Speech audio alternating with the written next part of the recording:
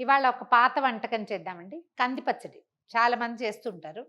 మనం ఏంటంటే కూరగాయలు లేనప్పుడు, ఏమి తినబుద్ధి కానప్పుడు, చక్కగా వేడి వేడి అన్నంలో నెయ్యేసుకుని ఆ మాత్రం కంది పచ్చడో, పెసర పచ్చడో, మినపప్పు పచ్చడో, పప్పుల పచ్చళ్ళు ఎంత బావుంటాయో. శనగపప్పు పచ్చడి మనం మామూలుగా ఇడ్లీలోకి, దోసల్లోకి చేస్తాం. అన్నంలోకి అంత బాగోదు. కానీ ఈ కంది పచ్చడి ఏంటంటే పొద్దున పూట మార్నింగ్ లంచ్‌లోకైనా, రాత్రిపూట ఏ ఆధారము లేకపోతే అన్నంలోకి నలుచుకుని తినడానికి చాలా బావుంటుంది. సింపుల్, ఈజీయే. కొంచెం మెథడ్స్‌లో తేడా. కొన్ని చోట్ల ఇంగువ, కరివేపాకు వేసుకుంటారు. కొన్ని చోట్ల వెల్లుల్లిపాయలు, ఉల్లిపాయలు వేసుకుంటారు. నేను ఉల్లి, వెల్లుల్లి వేయట్లేదండి. అవి 2 కావాలంటే మీ చాయిస్ ప్రకారం వేసుకోవచ్చు. మనం కంది పచ్చడి అని మొదలు పెట్టంగానే మొట్టమొదట మనం ఎంత పచ్చడి చేయదలుచుకున్నామో, ఒక కప్పు చిన్న కప్పు కందిపప్పు అనుకోండి. ఓసారి శుభ్రంగా కడిగేసి ఇట్లా బుట్టలో వేసి పెట్టండి.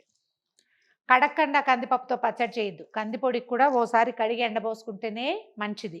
ఎందుకంటే వీటి మీద ఏమి రకాలు నిలవ ఉండటానికి వేస్తారో మనకు తెలీదు. అదే కాకుండా ఇలా తడిసిన పప్పు రుచి చాలా బావుంటుంది. 2, 3 సార్లు శుభ్రంగా కడిగేయటం, ఒక బుట్టలో వేసి పక్కన పెట్టండి. ఇదేమి నానిపోదు. పప్పు గట్టిది గదా! అలాగే ఒక చిన్న గ్లాసుడు వేడి నీళ్లు మరగచ్చి పక్కన పెట్టుకోండి. పచ్చడిలో వేడి నీళ్ళు పోసి రుబ్బుకుంటే పచ్చడి 3 డేస్ చక్కగా రుచి చెడకుండా ఉంటుంది. అలాగే కొంచెం ఇప్పుడు మనం ఒక కప్ అనుకోండి, ఇంత కందిపప్పు. దీనికి ఓ చిన్న సగం నిమ్మకాయ ఎంత చింతపండు పడుతుంది. చింతపండులో వేడి నీళ్ళు పోసి నానబెట్టండి. దీన్ని పక్కన పెట్టండి. ఈ 3 పనులు చేశాక అప్పుడు స్టవ్ వెలిగించండి.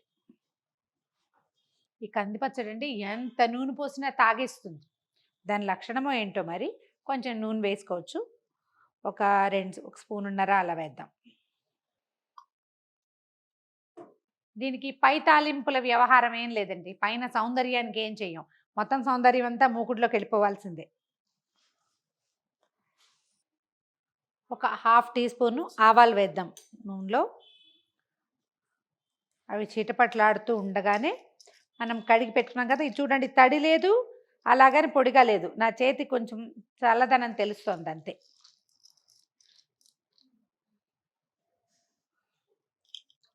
ఆవాలు చిటపట్లాడగానే ఈ కందిపప్పుని వేసేసేయండి.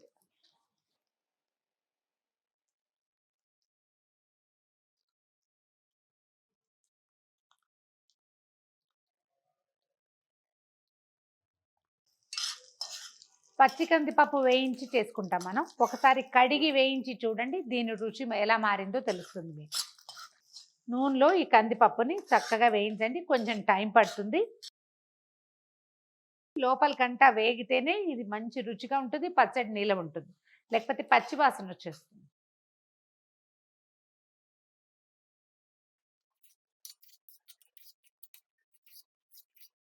ఇది ఫ్రిడ్జ్లో పెట్టక్కర్లేదండి. పెడితే బాగోదు కూడా, చతికిలు పడిపోతుంది. కొంచెం అందుకని జాగ్రత్తగా బాగా వేయించుకుంటే బాగుంటుంది. చూడండి పప్పు వేగింది కనపడుతోంది ముదురు రంగు. ఇలా అప్పుడు ఒక పెద్ద స్పూను జీలకర్ర వేసేయండి ఇందులో.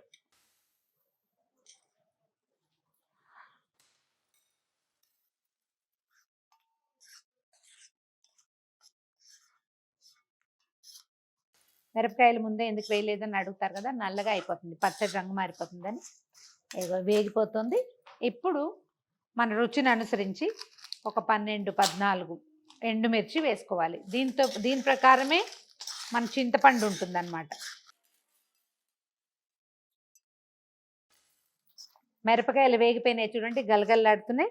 ఇప్పుడు సరిపడా ఇంగు వేయండి.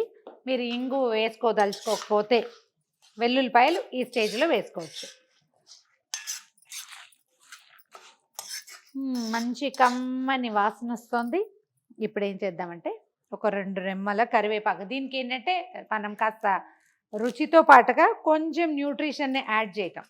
ఇది మొత్తం కలిసిపోతుంది కదా, గ్రైండ్ చేస్తే కనపడదు, రుచి బాగుంటుంది. కరివేపాకు వేగిపోనివ్వండి బాగా.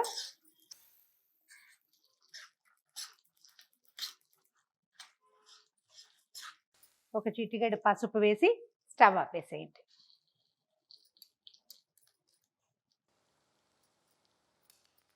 పసుపు జనరల్గా నూనెలో వేస్తేనే దాంట్లో ఉన్న కర్క్యూమిన్ ఫుడ్లోకి వెళ్తుందంటారు.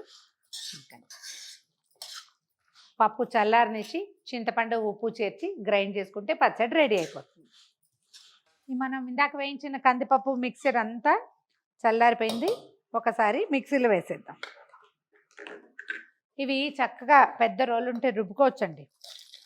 దంపుడు రోలు కాదు, రుబ్బుడు రోలు ఉంటే కనుక రుబ్బితే భలే బాగుంటుంది. కానీ ఎవరు రుబ్బుతారు ఇప్పుడు? కొంతమంది రుబ్బుతున్నారా? నాకు కూడా శక్తి లేదండి, అంత సమయం ఉండట్లేదు.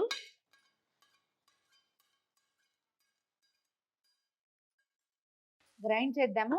ఇదేంటంటే మెత్తగా పిండిలాగా చేశాక అప్పుడు నీళ్ళు పోసుకోవాలి, ముందే నీళ్ళు పోయకూడదు. ముందు ఒకసారి గ్రైండ్ చేద్దాం.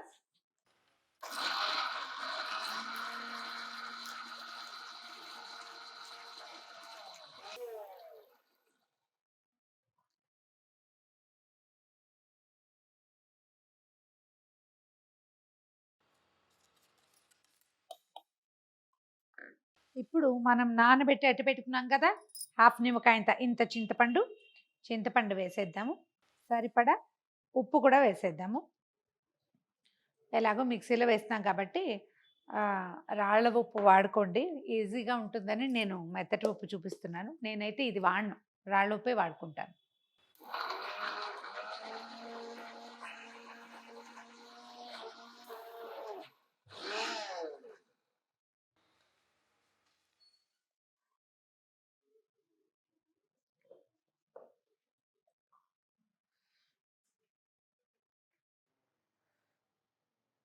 పచ్చడి మనం ముందుగా కాచి పెట్టుకున్న వేడి నీళ్ళు పోసి రుబ్బేసాము.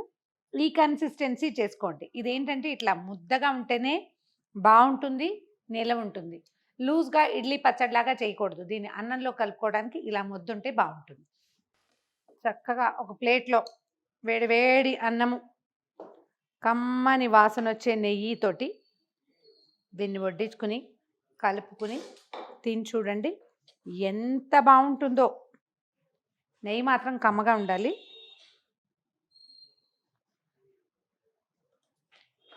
ఈవేళ ఫస్ట్ టైము స్టూడియోలో తినడం చూపిస్తున్నాను చూడండి మీకు.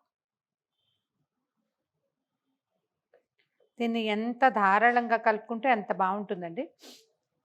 దీని కాంబినేషన్ ఏంటంటే మనం మెంతుల పులుసు అలాంటివి చేసుకుంటాం. ఆ మెంతుల పులుసు కనుక వేసుకుంటే ఎంత బాగుంటుందో.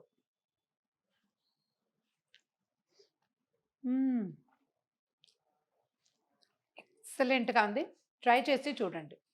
మామూలుగా మీరు కందిపప్పు పొడిగా వేయిస్తారు, ఇవాళ నూనెలో వేయించాం కదా. ఇది ఎలా ఉందో ట్రై చేసి చెప్పండి.